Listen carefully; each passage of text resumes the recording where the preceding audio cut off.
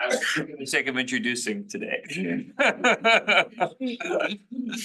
But we do have a lot of events coming on this week, so I wanted to give, and of course, if there's others that we're not listing that folks want to throw them out, please have at it, okay? But I know Friday, James, there's a food seminar, right? Franco, I believe. I'm so sorry. Yeah, mid bite. Yes, you got it. You got it. I can talk. Franco. Nope. One on Friday. This Friday, 12 o'clock in here. Awesome. Yeah. Okay, cool. And Jess O'Reilly, then our colloque next Monday. What else do we have? Right. Yeah. Cultural Commons Working Group has a really exciting field work next Wednesday. What about this? We're getting to visit the rehearsal of the upcoming ballet, La Bayadere, which is being restaged. And so we get to then also have a Q&A with the stagers and a dance historian. So if you're interested in joining, that's next Wednesday, 3:30 to 5:30. And you can contact me. My information is on the Cultural Commons Working Group posters around. That's really taken off already. And I love a good field trip, so thank you. Any other that folks want to throw out upcoming? We're in that sprint to spring break. I know, we're gonna get there before we know it.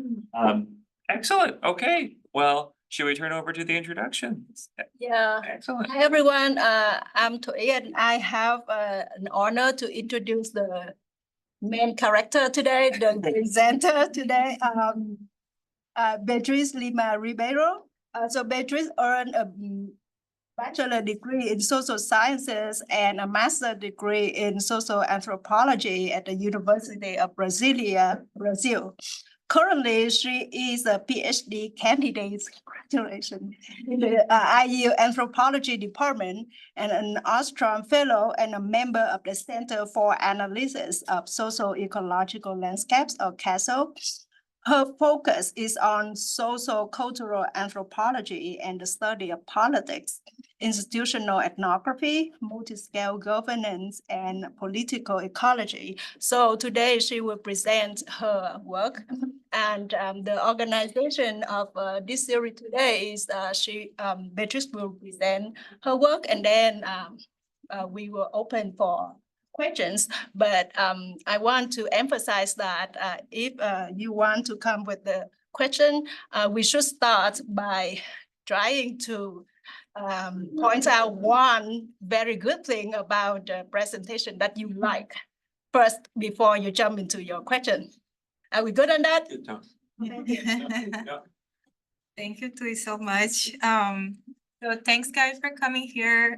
So this presentation is based on the piece that I sent to everyone. This was my the project that I presented for my qualification, and expanded, bettered, and also there are some reviews that I did on that since when I started to apply to grants like Winter Grant and stuff. So it's just an expanded version of stuff that I've been working for a while. So yeah, my presentation, my project's called How Politics Travel, the Challenges of Indigenous Participation in Global Environmental Governance. This picture right here was taken about 2 years ago in an event, a march that happens in Brazil every year in the capital of Brazil. That gets together many indigenous groups and organizations in the capital, and they usually do a bunch of events and a march to the National Congress every year. And this event specifically was one of the biggest of the versions of this event, and they are called Free Land Camp. So they usually do these marches to, fight for land rights and everything. So before I start, I would like to talk a little bit about my previous research and how I came to the questions that I have today in my PhD.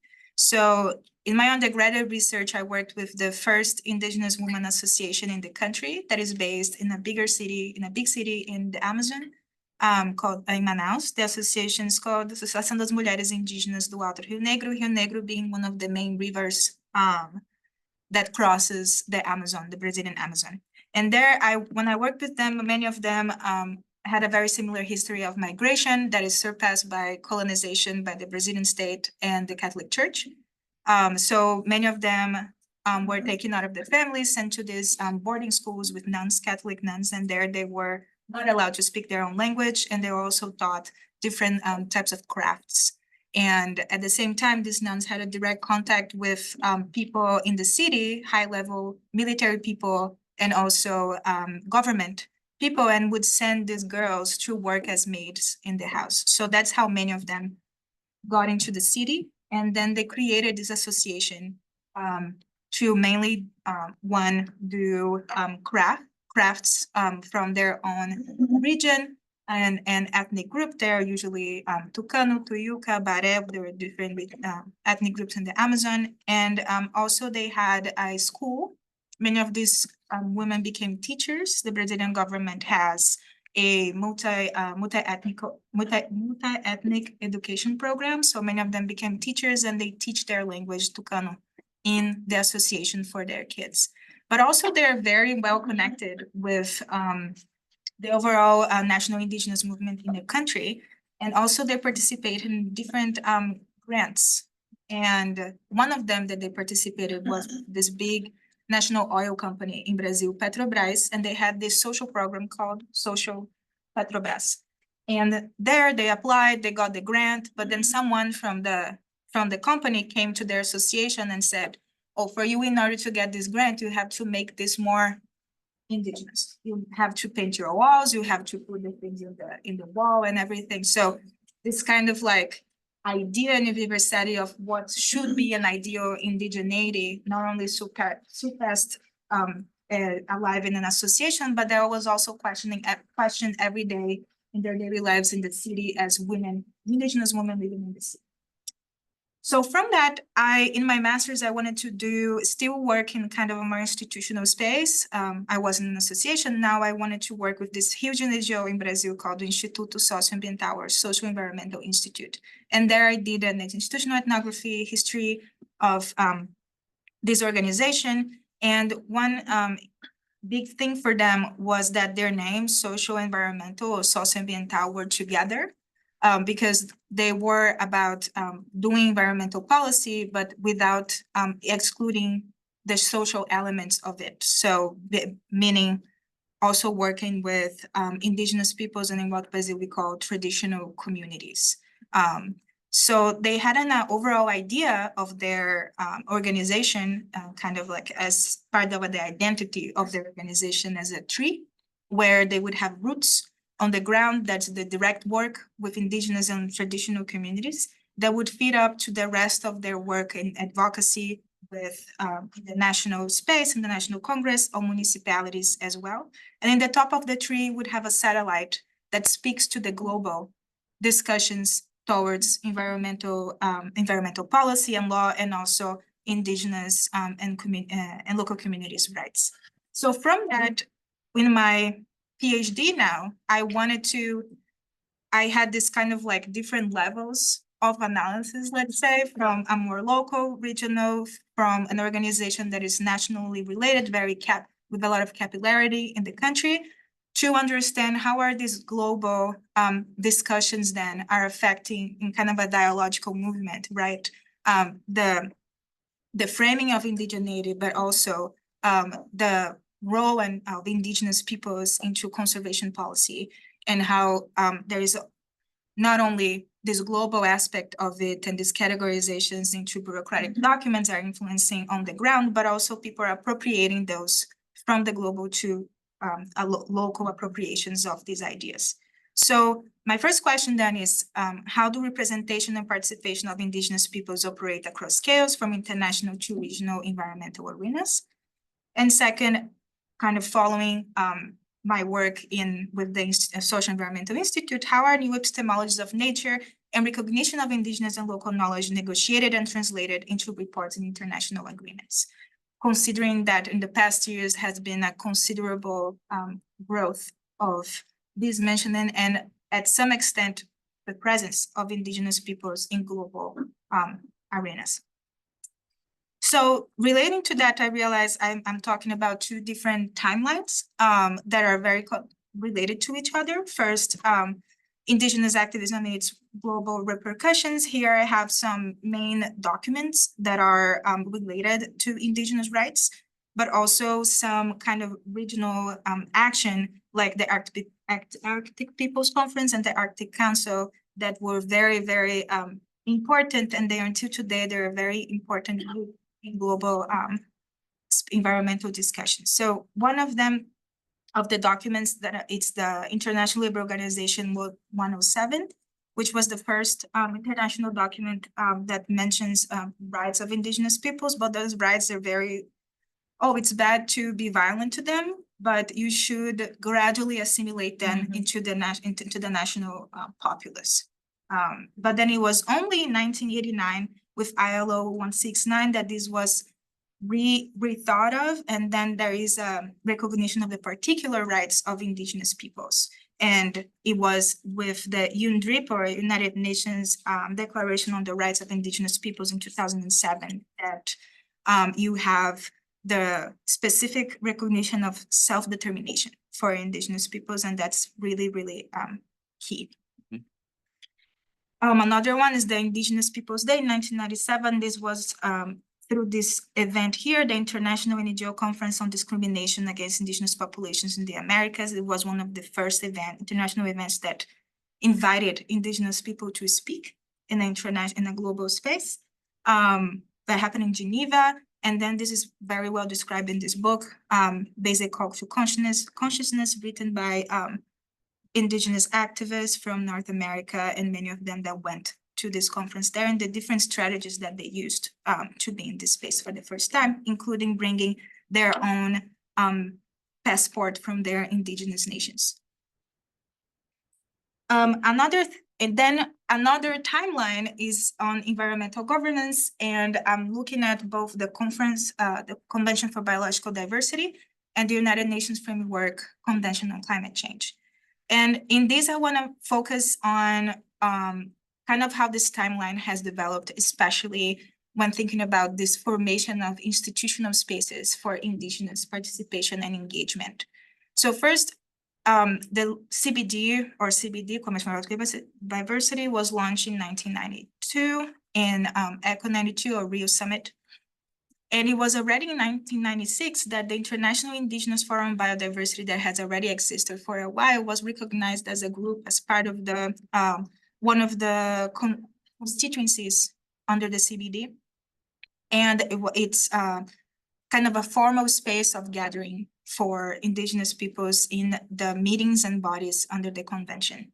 And it was in 1998 already that the Article 8J working group was established. Article 8J, one of the main articles of the convention, and that speaks directly to indigenous rights and the indigenous role in conservation and biodiversity. And then in the 2000s, you also have the Indigenous Peoples and Local Community Platform Adoption Program of work. There is also another, it would be another institutional space that was established there to have a direct contact between indigenous representatives and the Secretariat of the United Nations, who is the technocrats, the bureaucratic body that write the documents, and I'm gonna talk a little bit more about that later. And then in 2002, we had the last COP, CBD COP, was the Montreal Convention was approved, big step there. And then in 2023, last year, it started implementation of some of the implementation of the convention with dialogues with IPLCs. And then comparatively, the UNFCCC was only in 2008 that you have the first recognition in there of an organized group, institutionalized, formal organized group of international indigenous peoples for on climate change. Of course, that doesn't mean that they were not going there for a while, but it was only in 2008 that this was recognized within the convention. And for example, during the Conference of the Parties, they have a meeting each morning, every day, called the caucus, where they discuss strategies of every day. Okay, what's going to be discussed in the document today? Who is going to follow this or that? And then it was in 2015 only that with the Paris Agreement that the platform was established, the Local Communities and Indigenous Peoples Platform, that again, it's another formal institutional space created similar to the other one that I was talking about under the CBD. There is a direct contact with the Secretariat to send suggestions, changes of text on the documents being discussed. But then the platform was created, but its implementation actually just started happening in 2018 with the facilitated working group. And they are in their second round of assessment right now, and I went to their meeting a week previous to the last climate COP as well. So what I've done so far, first, I went to the United Nations Permanent Forum on Indigenous Issues in 2022. This was created, the space created in 2000s, and it happens every year in New York City. And every year they have a specific theme that they discuss. And the year that I went to was about COVID, and it was also the year that the war between Russia and Ukraine started, and that affected how the meeting went as well. And we could see also how nation states use these spaces and the specific categories of like authentic indigeneity to question groups that are going there. So for example, you had many peoples from Russia, indigenous peoples from Russia, online through Zoom, and then the Russian representative there questioning this person indigeneity and saying also, you are a traitor, you don't even live in Russia, you don't have any voice here. So these spaces are also used in a way for between the nation states to be of their own national agendas. I also went to the governmental panel on biodiversity and ecosystem services, which is not under the Convention for Biological Diversity, but speaks to the convention. It informs the convention. It's a science policy platform that gathers different scientists, and they don't produce any new knowledge, but gather peer review papers on the specific themes related to conservation and biodiversity.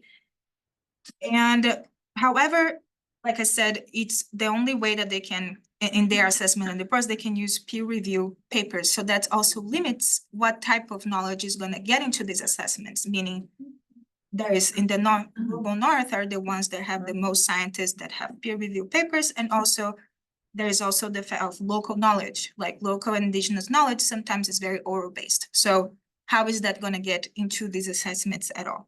And however, IDDAS itself had started the Indigenous and Local Knowledge Task Force that actually Professor Bondizu helped to establish that do dialogues with different indigenous and local communities. And that's something that also Dr. Kyle White from Michigan State, University of Michigan is also pushing towards, but of course it has its limitations.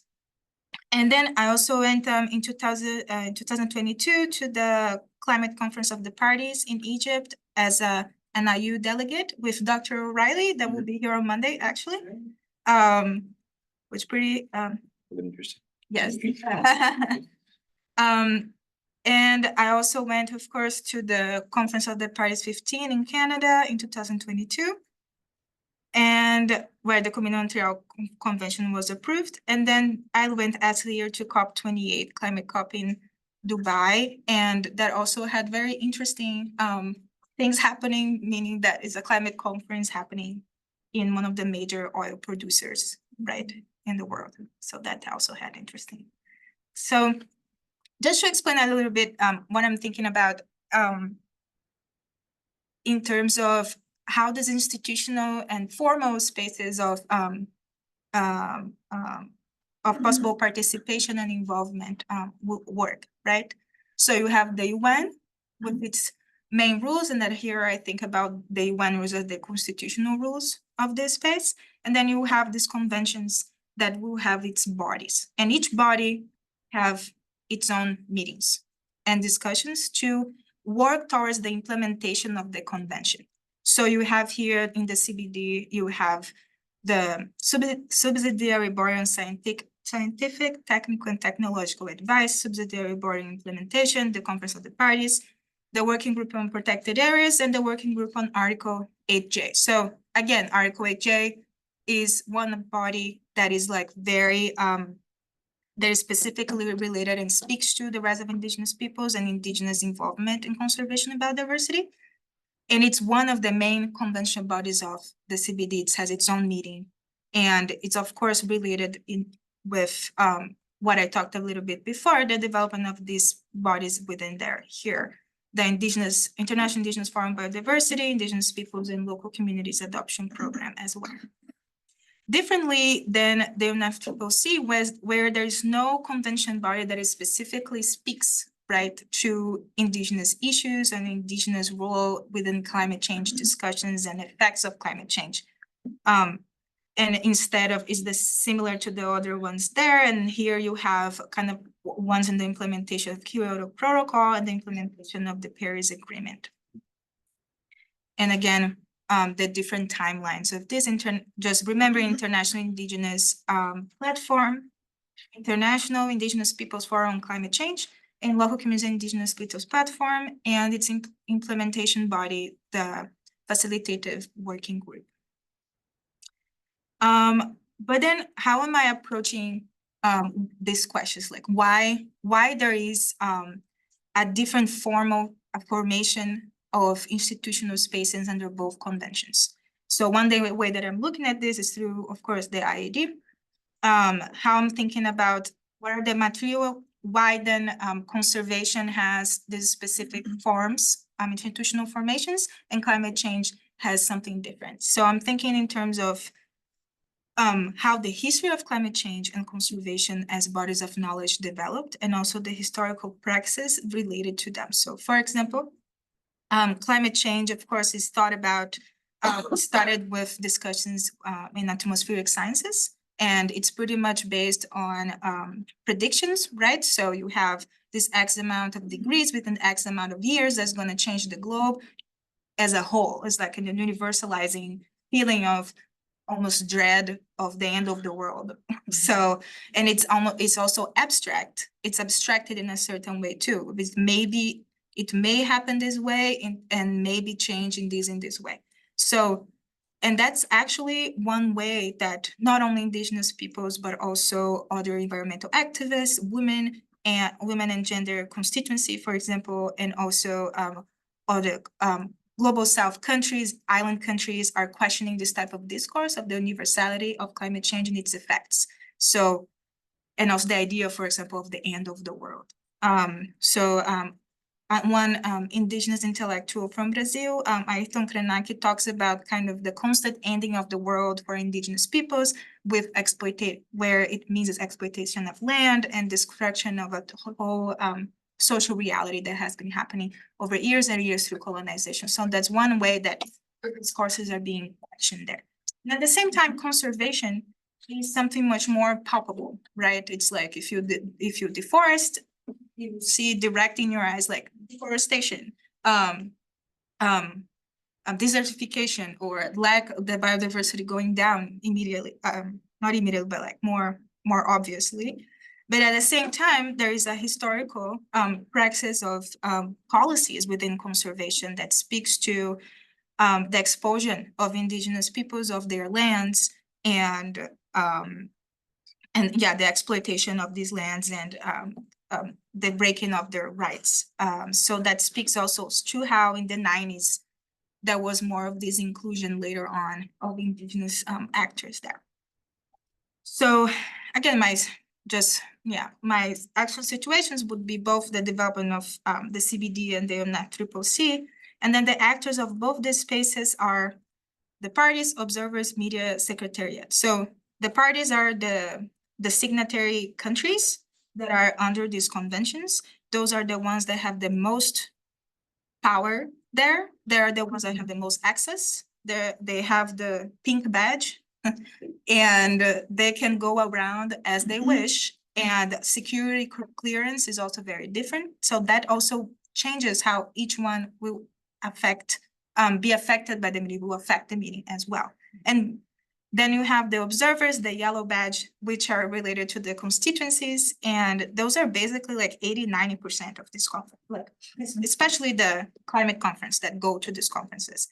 And then there are ways that you can't access some meetings. You can't get into some of the discussions. And also you cannot, it's only the countries that can add or change things in the text, in the final text. And within these observers, they are into the constituencies, which are NGOs, business,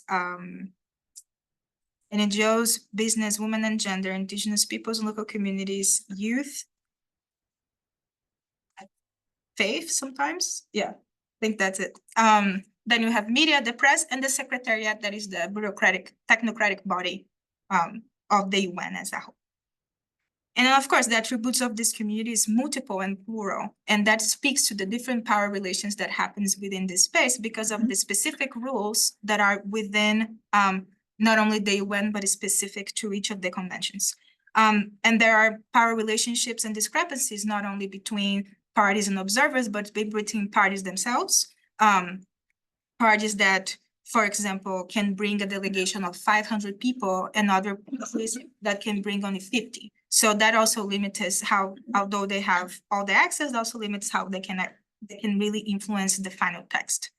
And between observers too, different observers go there for different reasons. You have business, you have oil companies like going to the last hub, but you also have different environmental activists. And again, indigenous people in the community, some has been going to these meetings since the 90s, the 80s, and accompany all this process and know very well all of the institutional process of it. But there are others that go to the pavilions, to the event space, to make contacts, to know other organizations, like you, to get funding for their organization, you know. And then here I'm thinking about what are the rules and use that manage, right, these different forms of formal institutionalization of participation. So I'm thinking here the constitutional rules of the UN that are on top, and I think about two main ones, which is one, sovereignty of countries and nation states. This process is made for and by countries, for nation states. And also the idea of a consensus. So each document has to be like everybody has to agree. That's why this process is so slow and can be super boring, because you have one paragraph that can be for 3 hours discussing one paragraph and a few lines and one comma and one dot. So so this, it's also like a consuming the boy, let's say. And those would be, right, the operational, so these are the constitutional rules. The operationalization part of it is how each of the conventions developed differently in terms of the institutional spaces that are there for indigenous engagement. They're different between CBD and FCCC. And then into the collective level, I'm looking at it in how the people are walking and doing action between these rules. If the rules are bounded and you can only act in a certain way because this process is made for nation states, it's super bureaucratic. It's about words, it's about this bunch of acronyms. How do you work in between these rules in these meetings to make your voice heard and make some type of, you know, effect in this process? So of course, all of this influences the patterns of interaction, that meaning how the meeting is working, what it means that the meeting was in Dubai or was in Egypt. How is the pace of the meeting? Like one couple, we didn't have water for a week. So how these different things will influence how the pace of the meeting is going and how people are engaging in it. And the final outcome will be the documents, conventions, assessments, reports. And that has a specific effect as well. So to see the betweens and within the cracks of rules and within these rules, I'm looking at the ethnography of events. So what the reports and documents do not show. So how do indigenous people engage in these institutional spaces, and then what is left out from the constraints of this institutional participation? Because they are within a specific bounded rules, so they can only, if they're only acting this way, they can only affect the document in a certain way or the process. And the intentional confusion of bureaucracy, the intentional confusion of this amount of words, it's like a sea of documents and a history of documents. And again, the acronyms and everybody's speaking super fast about it. So you need the resources that you need to be in this space is not only on money, but it's on knowledge, your time, and the engagement. And again, this is a process made by and meant to nation states. So there is a reason why there is a confusion of bureaucracy too that limits the involvement and participation of other groups. So other ways of thinking about it, how is this spaces then occupied, right? One way people do protests in the middle here, it's a bad picture, but it says kick big polluters out. So there's different expressions that is happening in the meetings at the same time. Or you have panels like this that can be more close to like academic type panels that people present and is open for everyone. You have a specific discussion of a text. That's how it is. You sit down and then that's the text and people go.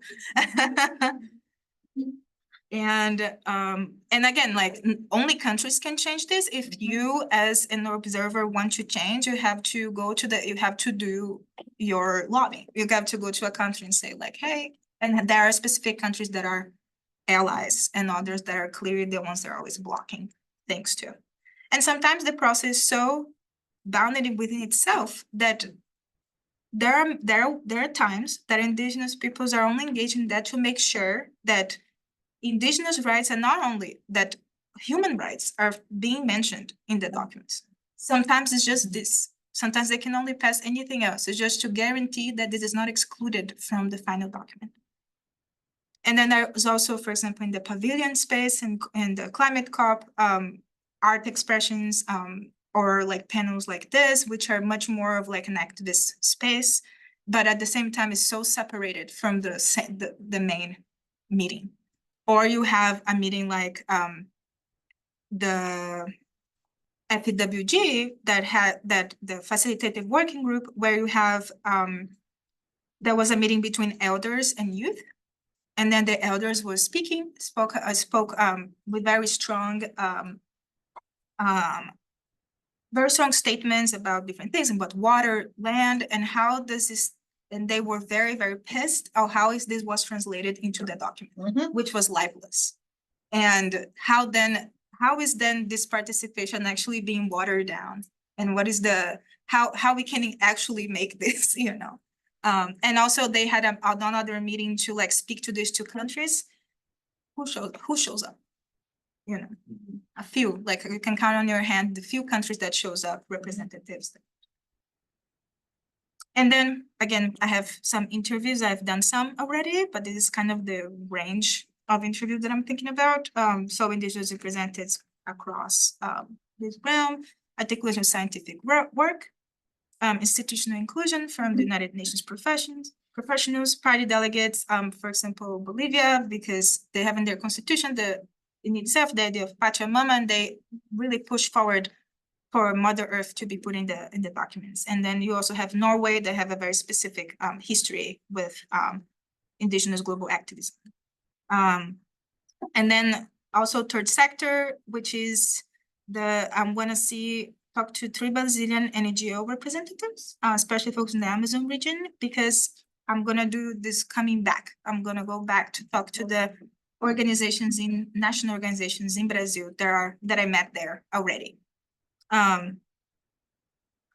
So another thing that I'm gonna do is document content analysis. So how concepts are operationalized in international agreements, being those indigenous participation, or how they say full and effective participation always, indigenous and local knowledge and ideas of nature as well, how nature is framed. And so range of documents will be from the CBD-UNFCCC systems main ones passed since the Earth Summit 1992, the documents related to the formal indigenous participation spaces under the CBD-UNFCCC, summary for policymakers from IPES and IPCC, and also the Global Environmental Fund documents that kind of give a perspective on how money has been distributed. So that's the next steps. Do this year. This is my goal. Of course, it will depend on grant stuff.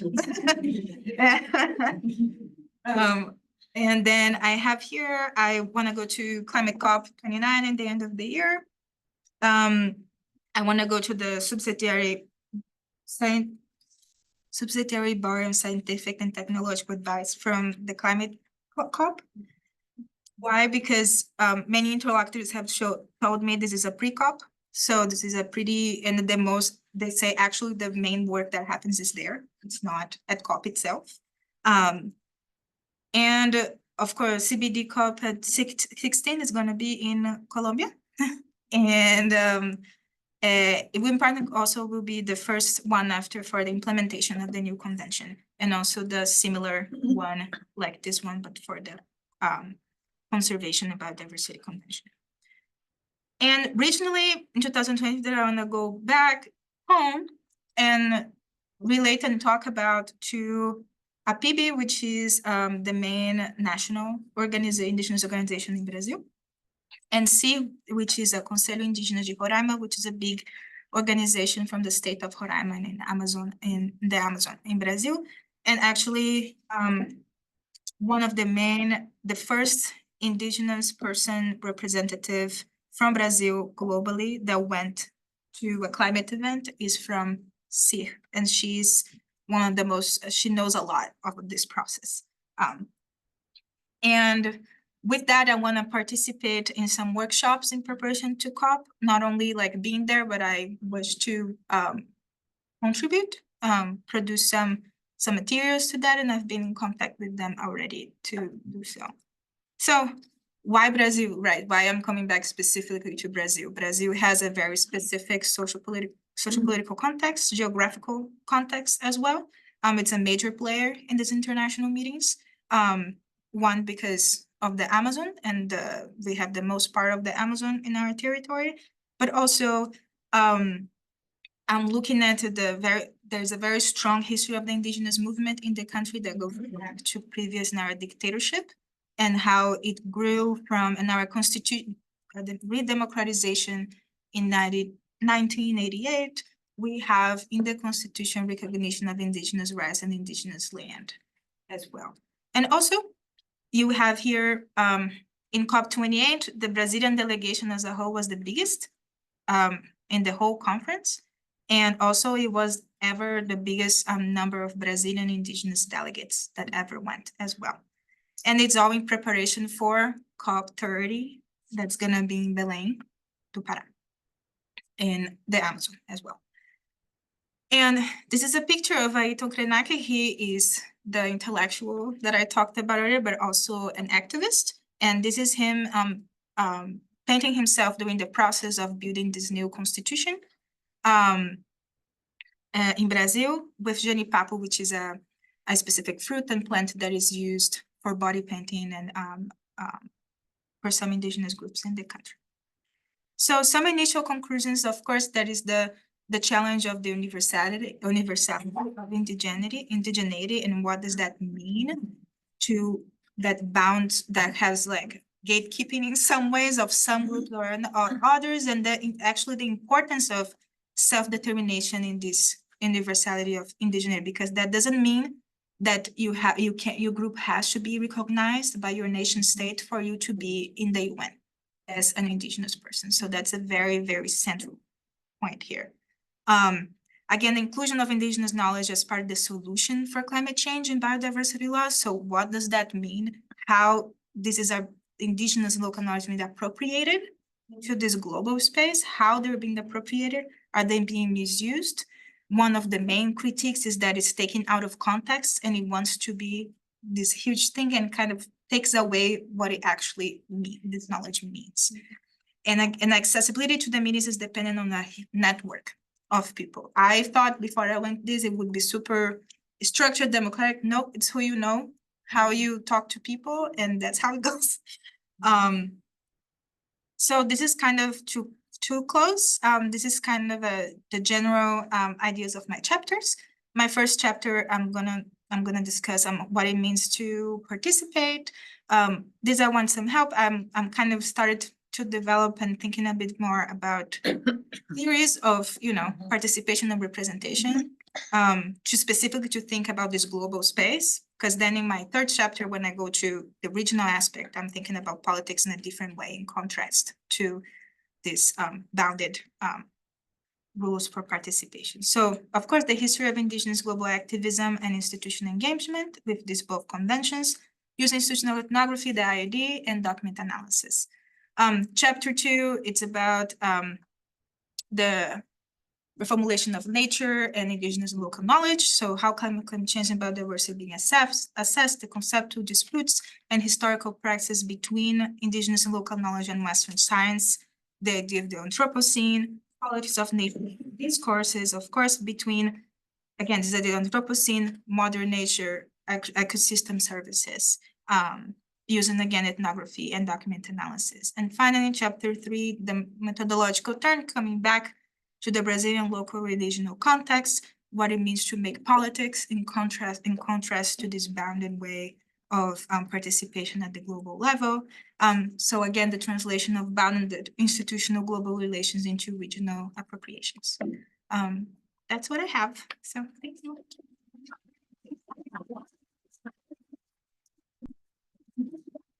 Thank you, Beatriz, for the beautiful presentation. And now we are open to question, comments, feedback. But before we go, we should want to carry on the idea of Ostrom that this is a place open for love and contestation, but love should be beyond contestation. So start your start with at least one thing you love about the presenter work, and then your constructive comments, feedback, and question.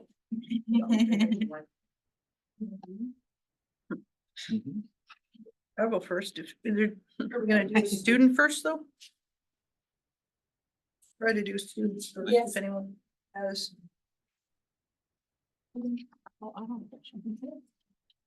Questions, right? Yes.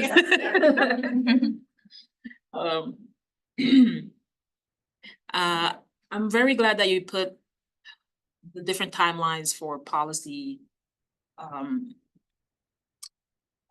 enacting at the global level for indigenous people. So that. Usually we don't see the relations, right? And when we look into the indigenous literature.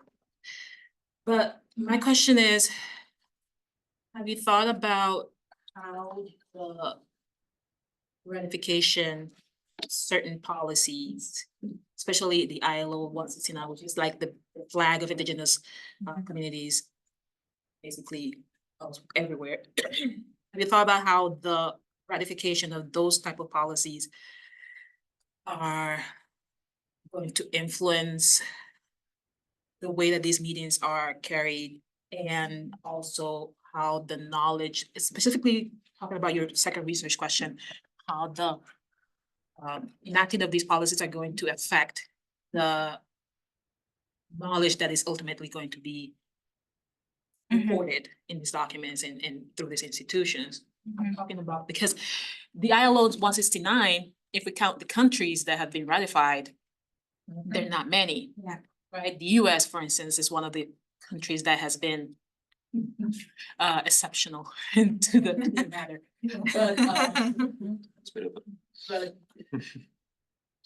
I'm just interested in the correlation whether, for instance, Brazil, which has ratified the ILO 169, but Colombia, who has ratified the same policy, and these countries have more say in these meetings, more way in what they ask for. I know that, for instance, the OAS, the Organization of American States, they came out with the indigenous rights for the communities in the Americas, and Colombia was one of the ones that actually stood up and said, we agree to 85% of this, 50% we don't.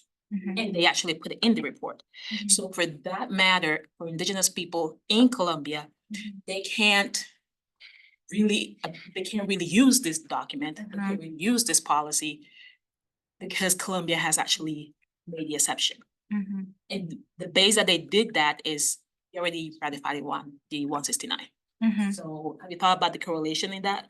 Yeah, I mean, I think there are two ways, that way that I'm thinking about how, okay, do you have this international global agreement here on the right of ILO 169, for example, how indigenous people, some groups can take, if the country is signatory, like you said, they can take this specific precedent and speak to the national public, saying, you, or in the global level, like you, my country says, you approve this, but actually nationally you're doing this, that is against this, right? But at the same time, these also in the global space specifically, the way that a country will relate to its indigenous peoples within its territory is really depends on the government that is in place. So for example, in the case of Brazil, it was very clear in the differentiation between Bolsonaro's government and Lula's government right now. When the first indigenous person from Brazil went to these meetings was under Lula's government, the first government, and she went as a party member, as a delegate. She had a party badge. When Bolsonaro was in power, non-indigenous person have a party badge. So they have the observer one. So these badges are also used as a resource management inside there to put some type of position of view.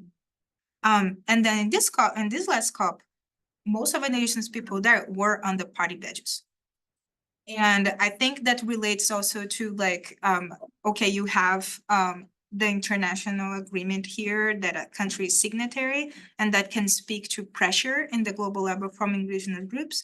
But I think it's also very, in the end, these declarations, they are not legally bounded, right?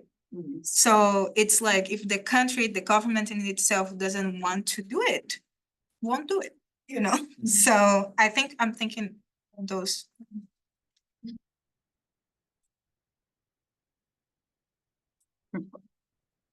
Yes. I think Angie was first. Oh, so Yeah, I can, yeah. I mean, to follow on that, and then there's a question in here, but we can stay in the room. So I think. So first, I love this. And I also love anytime someone takes on these large international organizations, institutions, label them, you see fit.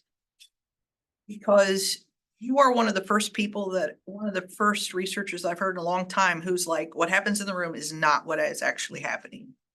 And so taking that on and bringing that voice, these conversations is so important.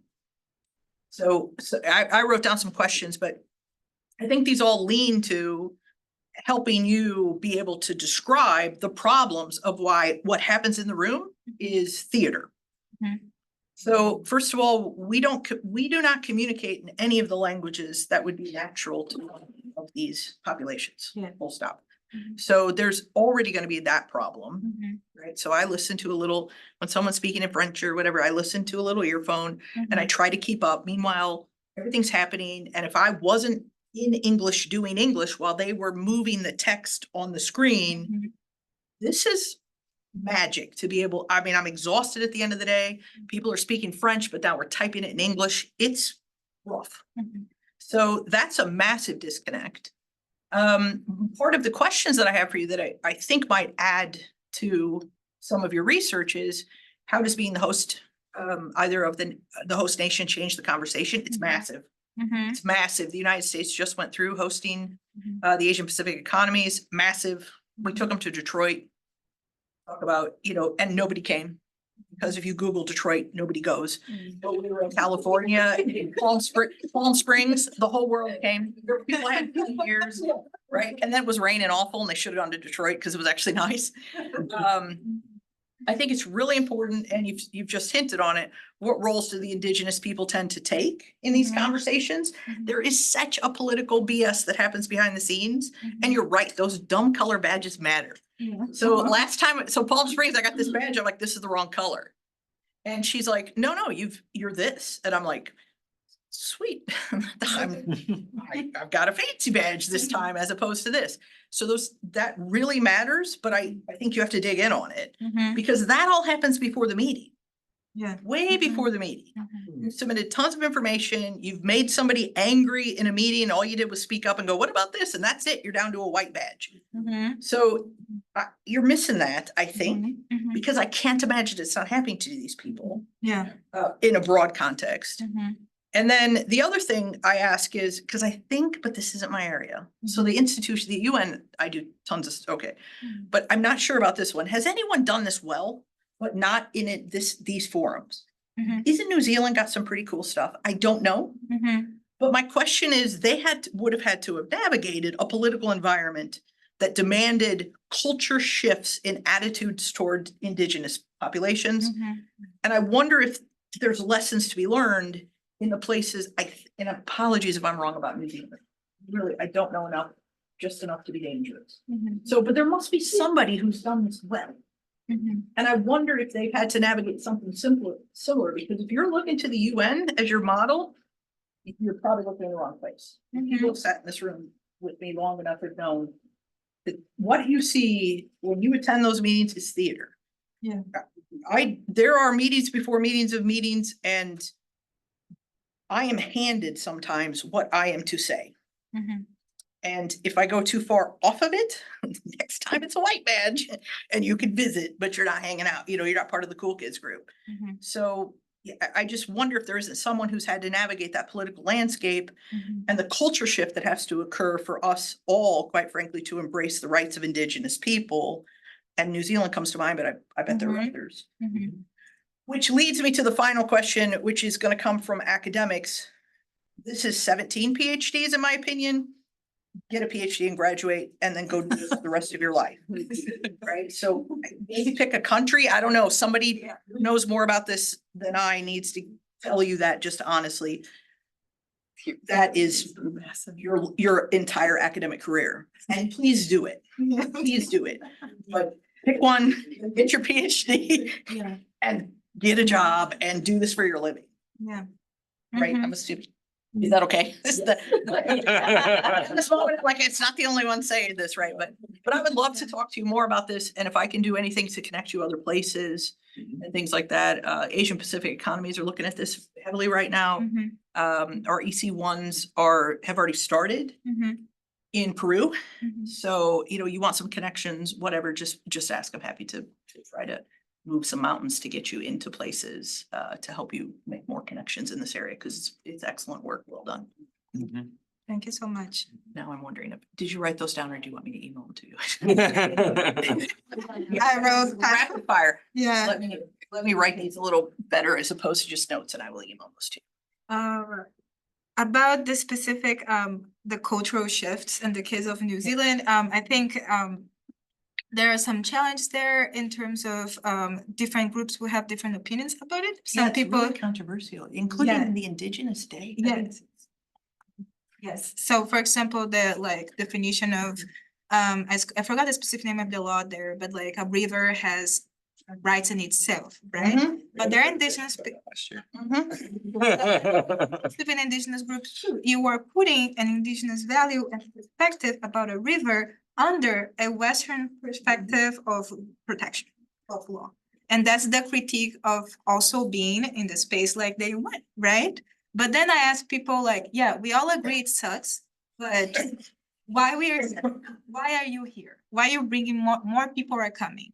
And the same, I got the same question from different people from different parts of the world. It's like, if we are not here, they will still discuss it. The thing will still go on, and we have to be at the table.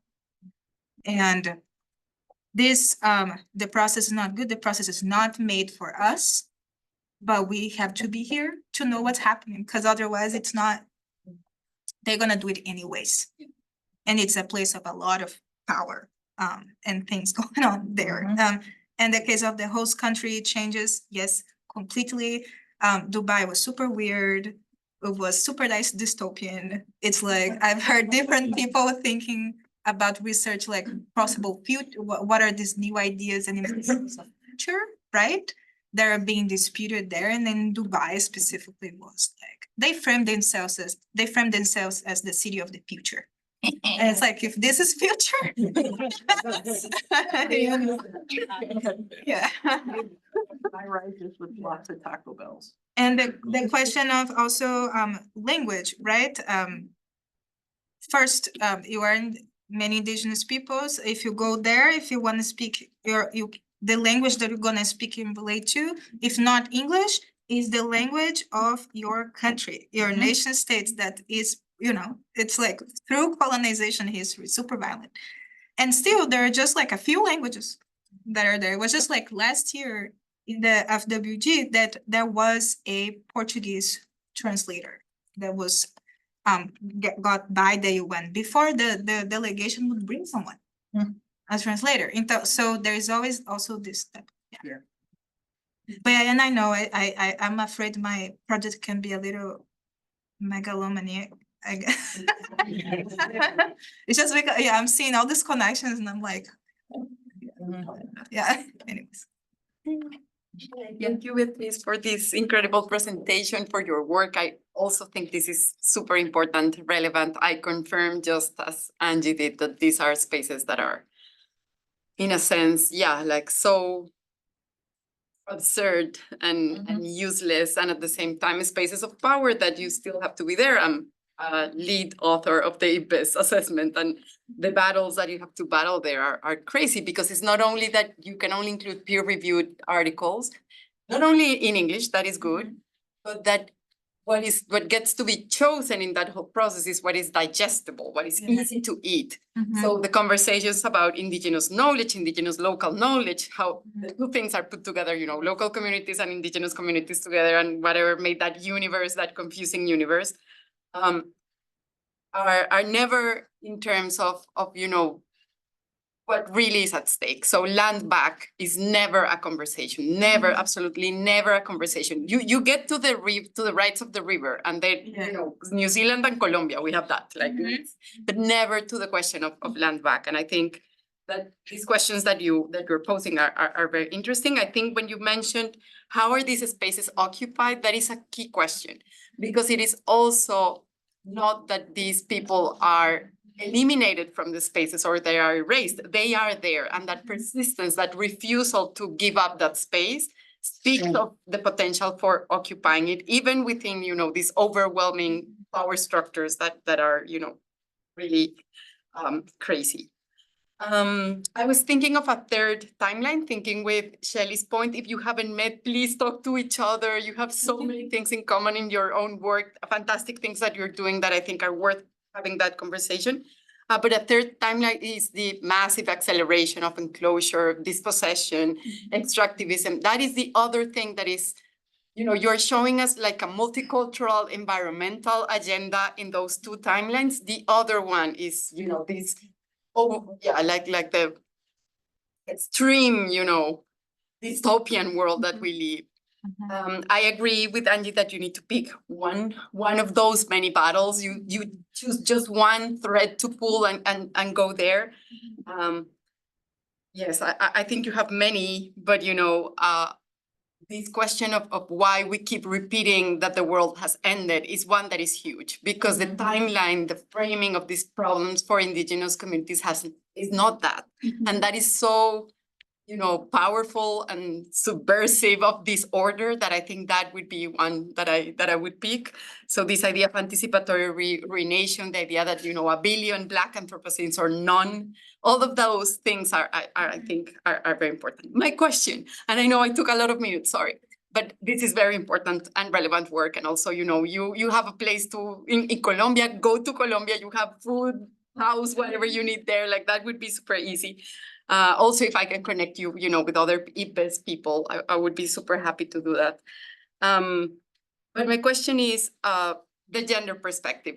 Climate change is overwhelmingly an issue of, and I've been using overwhelm a lot, but it is an issue of, racialized, marginalized people, and it is an issue of gender in itself. So I was wondering if you could speak a little bit of what you've seen in your work about it.